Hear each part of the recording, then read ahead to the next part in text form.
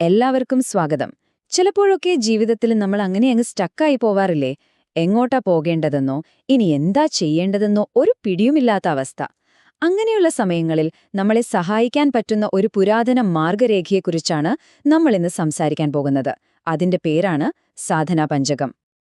ഇന്നത്തെ ഈ തിരക്ക് പിടിച്ച ജീവിതമില്ലേ, അതിനിടയിൽ എപ്പോഴെങ്കിലും നിങ്ങൾക്കൊരു ഒറ്റപ്പെടൽ തോന്നിയിട്ടുണ്ടോ? ചുറ്റും ഒരുപാട് ബഹളങ്ങളൊക്കെയുണ്ട്, ചെയ്യാനാണെങ്കിൽ 100 കാര്യങ്ങളുണ്ട്.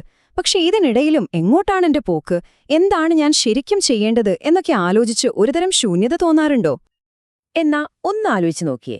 നമ്മുടെ ഈ മോഡേൺ കാലത്തെ പ്രശ്നങ്ങൾക്ക് ഏതാണ്ട് 2000 വർഷം പഴക്കമുള്ള ഒരു പരിഹാരമുണ്ടെന്ന് പറഞ്ഞാലോ?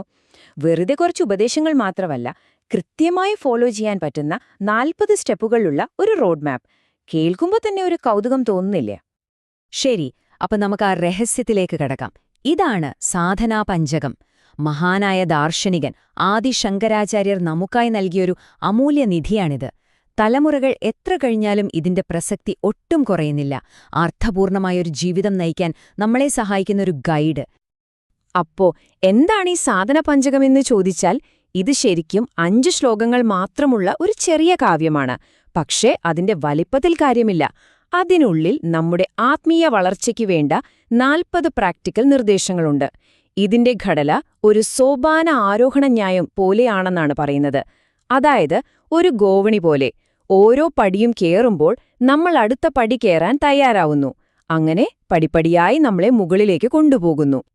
അപ്പോ ഈ യാത്രയിലെ നമ്മൾ 4 പ്രധാന സ്റ്റേജുകളിലൂടെയാണ് കടന്നുപോകാൻ പോകുന്നത്.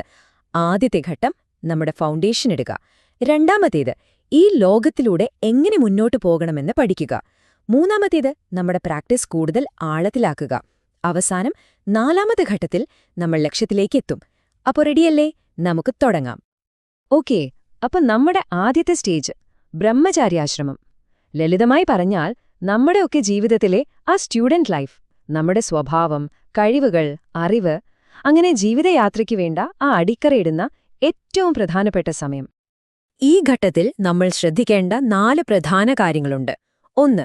എല്ലാ ദിവസവും പഠിക്കുക, പുതിയ അറിവുകൾ നേടുക. 2. നമ്മുടെ ഉത്തരവാദിത്തങ്ങൾ, നമ്മുടെ കടമകൾ നല്ല ശ്രദ്ധയോടെ ചെയ്യുക. 3. നമ്മൾ ചെയ്യുന്ന ഓരോ കാര്യവും ഒരു വലിയ ലക്ഷ്യത്തിനു വേണ്ടി സമർപ്പിക്കുക. 4ാമത്തേത് മനസ്സിൽ നിന്ന് എനിക്ക് വേണ്ടി, എനിക്ക് മാത്രമെന്ന സ്വാർത്ഥചിന്തകളെ ഒഴിവാക്കുക. ശരിക്കും പറഞ്ഞാൽ അറിവ്, കർമ്മം, ഭക്തി, അച്ചടക്കം ഇതെല്ലാം ചേർന്ന ഒരു കംപ്ലീറ്റ് പാക്കേജാണിത്. ഇതിലെ ഏറ്റവും രസകരമായ ഒരു താരതമ്യം എന്താണെന്ന് വെച്ചാൽ, ഈ 4 കാര്യങ്ങളെ ഒരു കാറിന്റെ 4 ചക്രങ്ങളോടാണ് ഉപമിച്ചിരിക്കുന്നത്. ഒന്ന് ആലോചിച്ചു നോക്കൂ. അറിവും ജോലിയിലുള്ള നമ്മുടെ കഴിവും കാറിന്റെ പിൻചക്രങ്ങൾ പോലെയാണ്. വണ്ടിക്ക് മുന്നോട്ടു പോകാനുള്ള പവർ കൊടുക്കുന്നത് ഈ വീലുകളാണ്. പക്ഷേ സമർപ്പണവും ത്യാഗവും മുൻചക്രങ്ങൾ പോലെയാണ്. സ്റ്റിയറിംഗ് തിരിക്കുമ്പോൾ വണ്ടി എങ്ങോട്ട് പോകണമെന്ന് തീരുമാനിക്കുന്നത് അവയാണ്. അപ്പോൾ കാര്യം സിമ്പിളാണ്. പവർ മാത്രം പോരാ, ശരിയായ ഡയറക്ഷനും വേണം. ഓക്കെ, പഠനമൊക്കെ കഴിഞ്ഞ് നമ്മൾ ജീവിതത്തിന്റെ അടുത്ത ഘട്ടത്തിലേക്ക് കടക്കുകയാണ്. ഗൃഹസ്ഥാശ്രമം, അതായത് കുടുംബം, ജോലി, ഉത്തരവാദിത്വങ്ങൾ, അങ്ങനെ നമ്മൾ ശരിക്കും ലോകത്തിലേക്ക് ഇറങ്ങുന്ന സമയം. ഇതാണ് ജീവിതത്തിലെ യഥാർത്ഥ കളിക്കളം. ഈ ഘട്ടത്തിൽ ഒരു ഗൃഹസ്ഥൻ നേരിടുന്ന പരീക്ഷണങ്ങൾ എന്തൊക്കെയാണെന്ന് നോക്കാം. 1. നമ്മൾ ചെയ്ത തെറ്റുകളെ തിരിച്ചറിഞ്ഞ് അതിൽ നിന്ന് പാഠം പഠിച്ച് മുന്നോട്ടു പോവുക. 2. പല സുഖങ്ങൾക്കു പിന്നാലെ നമ്മൾ പോകുമ്പോഴും അതിലൊരു വേദന ഒളിഞ്ഞിരിപ്പുണ്ടെന്ന് തിരിച്ചറിയുക. 3. ഈ ലോകത്തിലെ തിരക്കുകൾക്കിടയിലും നമ്മുടെ ആത്മീയമായ ലക്ഷ്യം മറക്കാതിരിക്കുക. 4ാമത്തേത് കുറച്ച് ട്രിക്കിയാണ്. വീട് എന്ന ബന്ധനത്തിൽ നിന്ന് രക്ഷപ്പെടുക. അതിനർത്ഥം വീട് വിട്ടു പോണമെന്നല്ല, മറിച്ച് അതിന്റെ സുഖങ്ങളിൽ മാത്രം ഒട്ടിപ്പിടിച്ചു നിൽക്കാതെ മാനസികമായി ഒരകലം പാലിക്കാൻ പഠിക്കുക എന്നതാണ്.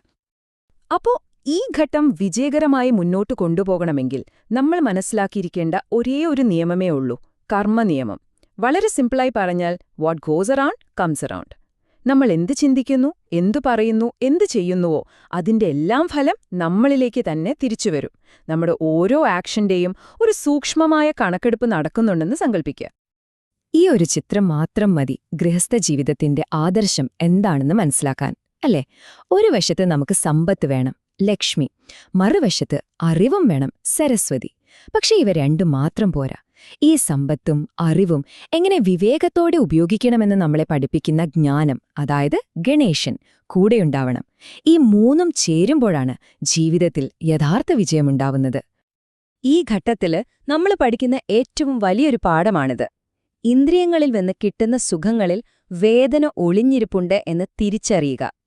പുറമേക്ക് നോക്കുമ്പോൾ നമ്മളെ സന്തോഷിപ്പിക്കുന്ന ഒരുപാട് കാര്യങ്ങളുണ്ട്. ചിലപ്പോൾ അത് നിർത്താതെയുള്ള ഷോപ്പിംഗ് ആകാം, അല്ലെങ്കിൽ സോഷ്യൽ മീഡിയയിൽ കിട്ടുന്ന ലൈക്കുകളാകാം. പക്ഷേ ഇതിന്റെയൊക്കെ ഉള്ളിൽ ഒരു തരം വേദനയുണ്ടെന്ന തിരിച്ചറിവ്, അത് നമ്മളെ കൂടുതൽ പക്വതയുള്ളവരാക്കും. ശരി, ഇനി നമ്മൾ മൂന്നാമത്തെ സ്റ്റേജിലേക്ക് കടക്കുകയാണ്, വാനപ്രസ്ഥാശ്രമം. ഇതിനെ ഒരുതരം റിട്ടയർമെന്റ് കാലഘട്ടം എന്ന് വേണമെങ്കിൽ പറയാം. പക്ഷേ ഇത് ജോലിയിൽ നിന്നും വിരമിച്ച് വെറുതെയിരിക്കുന്ന ഏർപ്പാടല്ല. നമ്മുടെ ശ്രദ്ധ പുറം ലോകത്തെ കാര്യങ്ങളിൽ നിന്ന് പതിയെ ഉള്ളിലേക്ക് തിരിക്കുന്നൊരു സമയമാണിത്. ഈ സ്റ്റേജില് നമ്മുടെ പരിശീലനം എങ്ങനെയാണ് മാറുന്നത് എന്ന് നോക്കാം. നമ്മൾ അറിവുള്ളവരുടെ കൂടെ കൂടുതൽ സമയം ചെലവഴിക്കാൻ തുടങ്ങുന്നു. നമ്മുടെ ഭക്തി കൂടുതൽ ഉറച്ചതാകുന്നു. ഷഡ്സമ്പത്തി എന്ന് പറയുന്ന 6 ഗുണങ്ങൾ, അതായത് മനസ്സിനെ നിയന്ത്രിക്കുക, ശാന്തമായിരിക്കുക തുടങ്ങിയ കാര്യങ്ങൾ നമ്മൾ നേടിയെടുക്കാൻ ശ്രമിക്കുന്നു. പിന്നെ സ്വന്തം ആഗ്രഹങ്ങൾ സാധിക്കാൻ വേണ്ടിയുള്ള പ്രവൃത്തികൾ പൂർണ്ണമായും ഉപേക്ഷിക്കുന്നു.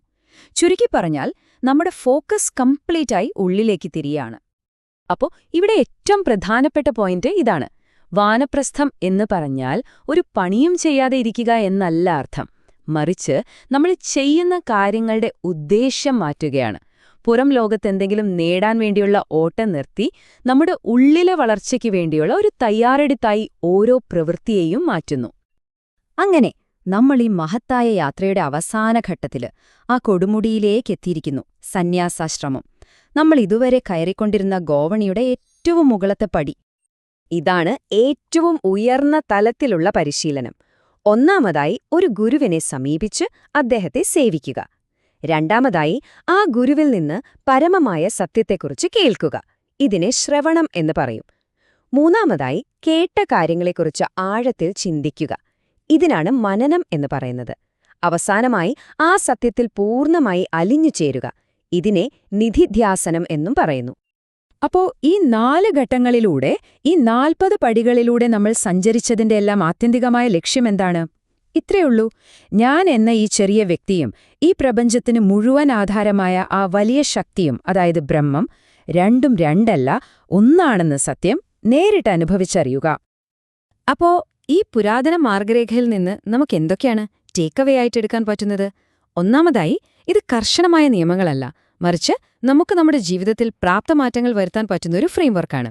2, ജീവിതം എന്ന് പറയുന്നത് ഈ 4 ഘട്ടങ്ങളിലൂടെയുള്ള ഒരു വളർച്ചയുടെ യാത്രയാണ്. 3, ഈ വഴിയിൽ ലൗകികമായ ഉത്തരവാദിത്വങ്ങളും ആത്മീയമായ വളർച്ചയും ഒരുമിച്ച് കൊണ്ടുപോകണം. ഒടുവിൽ എല്ലാ പരിമിതികളിൽ നിന്നും മോചനം നേടുക, നമ്മൾ ആരാണെന്ന് പൂർണ്ണമായി തിരിച്ചറിയുക. അതാണിതിന്റെ എല്ലാം പരമമായ ലക്ഷ്യം. അപ്പോ ജീവിതത്തിന്റെ ഈയൊരു വലിയ മാപ്പ് ഇപ്പോൾ നിങ്ങളുടെ മുന്നിലുണ്ട്. ഓരോ സ്റ്റേജിനും അതിന്റേതായ ഭംഗിയും പാഠങ്ങളുമുണ്ട്. ഈ മാർഗരേഖ കണ്ടുകഴിഞ്ഞപ്പോൾ നിങ്ങളൊന്ന് സ്വയം ചോദിച്ചു നോക്കൂ, ഞാനിപ്പോൾ ഈ യാത്രയിൽ എവിടെയാണ് നിൽക്കുന്നത്? എന്റെ അടുത്ത സ്റ്റെപ്പ് എന്തായിരിക്കണം?